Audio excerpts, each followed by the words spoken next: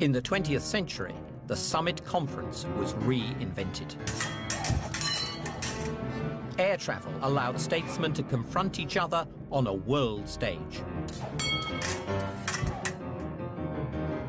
Mass media communicated their decisions instantly to a truly global audience.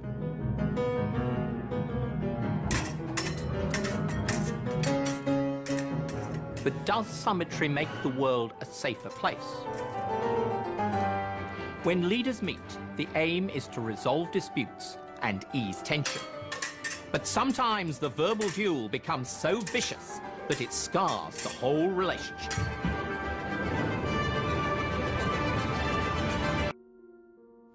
The discovery of Soviet missile in Cuba ignited the tension between United States and Soviet Union. President John F. Kennedy and Premier Nikita Khrushchev, which is the leaders of world's two superpower, came out to settle down this confrontation. The geopolitical chessboard was set with Cuba as its center, and stakes couldn't get higher. To solve this confrontation, Kennedy and Khrushchev decided to have a meeting in Vienna, which is located in Australia. Khrushchev thought Kennedy would be an easy opponent to push around because Kennedy was quite young and seemed less experienced. The portly Khrushchev, aged 67 to the president's 43, came up to his nose.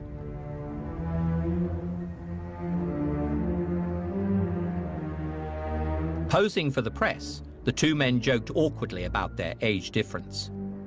Khrushchev irritated Kennedy by recalling that in 1959, he'd heard of him as a promising young politician. Kennedy had not forgotten the apparent snub. In the meeting, Khrushchev came out aggressively. He said United States must admit the existence of communism and communism has a right to develop. Kennedy replied, "The Soviet Union is trying to limit the free governments, and that's the main concern of Americans." And then, Kennedy makes a critical mistake. He tried to warn Khrushchev that this can get out of hand and get escalated to nuclear confrontation. But the word he used creates the massive misunderstanding. To the Soviet leader, this sounded appallingly patronizing. Khrushchev exploded. A very vague word. And was the Soviet Union supposed to sit like a schoolboy with his hands on his desk? The meeting in Vienna didn't settle down the Cuban Missile Crisis, but it heightened the tensions between Soviet Union and United States. The result was a massive clash of personalities played out over 2 days. It created profound misunderstandings.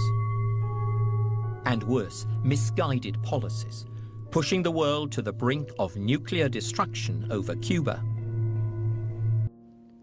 To solve the crisis, Khrushchev and Kennedy began to exchange the letters secretly to avoid any media's or world's interest. The initial letter to Khrushchev from Kennedy was dated October 22, 1962. Kennedy outlined the presence of Soviet missile sites in Cuba and the threat they posed to the Western Hemisphere.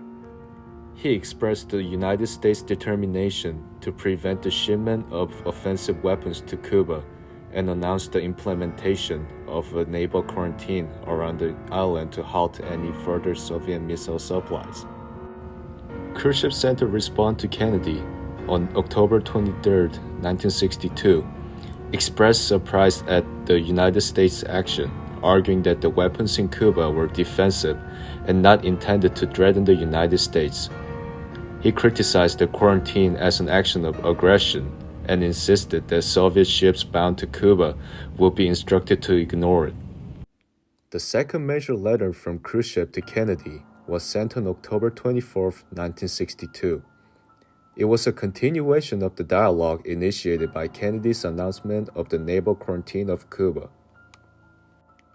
In this follow-up communication, Khrushchev reiterated his stance that the Soviet Union's activities in Cuba were purely defensive and not meant to threaten the United States. He strongly condemned the quarantine as an illegal blockade and a violation of international law, equating it to an act of aggression. Despite pressure from the military hawks, he rejected airstrikes on Cuba and instead imposed a blockade on the island. It was the Soviet Union's turn to call the next move. Soviet ships approaching Cuba knew the United States Navy had orders to intercept them. This gave Khrushchev time to rethink. Deep down, he knew that his bluff had been called. If it came to nuclear war, the Soviet arsenal was far inferior to that of the Americans. After a palpitating face-off, he decided to remove the missiles.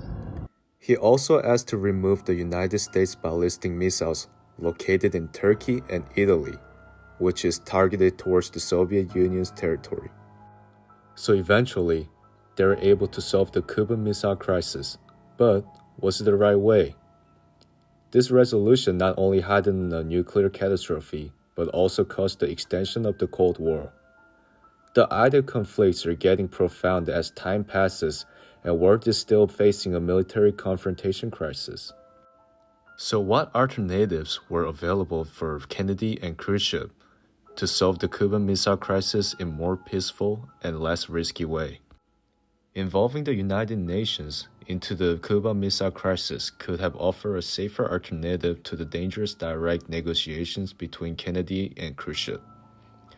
The intense bilateral talks with the risk of misinterpretation and the shadow of nuclear escalation highlighted the need for a more secure and transparent diplomatic channel. The United Nations, with its global mandate for security and peace, could have served as an impartial mediator, providing a structured forum for dialogue and potentially diffusing the superpower standoff. This approach would not only have minimized the dangers inherent in the high-stakes communications between the United States and the Soviet Union, but also could have leveraged the international consensus to expert the pressure for a peaceful resolution. By bringing the crisis to global stage, the United Nations' involvement might have fostered a collective diplomatic effort, reducing the direct confrontation's volatility and securing international peace and stability.